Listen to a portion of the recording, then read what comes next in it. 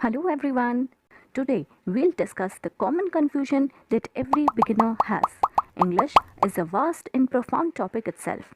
Whenever any of us pick a grammar book, we start with the chapter that falls in our comfort zone. Or few adventurous students start with the most difficult topic first. It's totally fine only if you are preparing for some test on the following day. But if you are in a mood to prepare in general to make your grammar strong, you should always follow the correct pattern and prepare accordingly. If you don't know where to start with and what it should be followed by, this video is for you.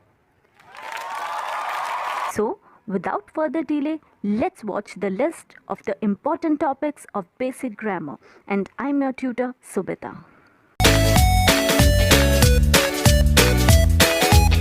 Grammar should be divided into two parts: basic grammar, advanced grammar. Basic grammar should always start with sentence. The first and the foremost thing is sentence. As it's the building block of any language, you should properly and thoroughly study sentence, its parts, division, types, and framing of sentence.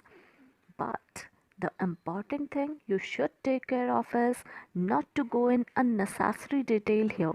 Example, why this negative sentence includes has, did, do, whereas another includes have, does, and not has and did.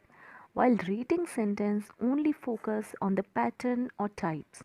Every doubt has a separate chapter to be clarified by, and the same goes with every topic respectively. The second topic is clauses. Clauses are siblings of sentence only, but mature and older than sentence.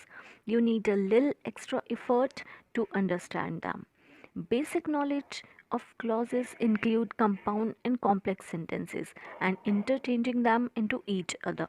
Nothing else. Types of clauses, making or finding or recognizing clauses comes in advanced grammar and not in the basic grammar. Number third is verbs. Keep aside the types of verbs. Just focus on the three forms of verb. It's a long list of verbs, but it can be easily found in any grammar book. See, students take forms of verb extremely for granted, which lead their hard work done in another topics just into vain. So don't repeat the mistake and thoroughly go through all the verbs and their three forms. The best thing is you simply have to learn them and don't try to put any logic into it. And then comes the most important but the most scariest topic. Yes, you guessed it right. Tenses. Here you have to go in detail as always, and you need patience to study tenses. But let me tell you one thing, as much as you guys hate tenses, we teachers love to teach it. Fifth point is parts of speech. Remember when we were kids, small and thin books, colorful pictures, introduction of parts of speech used to start with noun. How easy it was then. Just to encircle noun. Oh god. Okay. Back to the present time where we have to study all the parts of speech and not only noun. No need to go into detail studying each type of each part of speech. Postpone it for advanced grammar. You should have a clean and clear idea of each part of speech. Now, two sub-points of the fifth point. First, articles. Second, transform one part of speech into the other. Very, very important. Now, the sixth point, subject-verb agreement, which will make your confusion clear.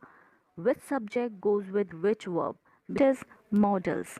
Modals serve the same purpose as verbs do, but in different situation, in different way. There are only a few modals and very easy to go through. So, this is the end of the list in basic grammar. Next three topics are on the margin that separates basic from the advanced grammar. 8th, 9th and 10th point is determiners, preposition, conjunction. Hope the series helped you, and now onwards you'll not freak whenever you open your grammar book. Till then, prepare your 7 topics. Then these 3 meet you in another video with some other useful topic that will solve your confusion. And obviously, let me know your confusions so that I should make a video on that as well. Till then, take care. Bye bye.